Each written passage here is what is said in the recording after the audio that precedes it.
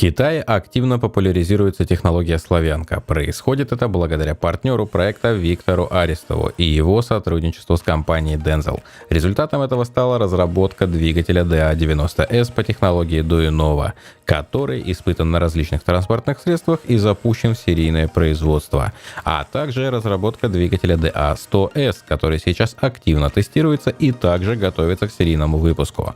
Сегодня Denzel продает не только двигатели по технологии Duinova, но и электробайки с этими моторами. Один из них Denzel Rush 3 с асинхронным двигателем DA90S, который способен разогнать байк до 85 км в час. А теперь вы можете ознакомиться с фрагментами испытания данного байка. В конце видео обязательно не забудьте подписаться на канал, поставить лайк и сделать репост данного видео. С вами был Александр Сударев. До новых встреч!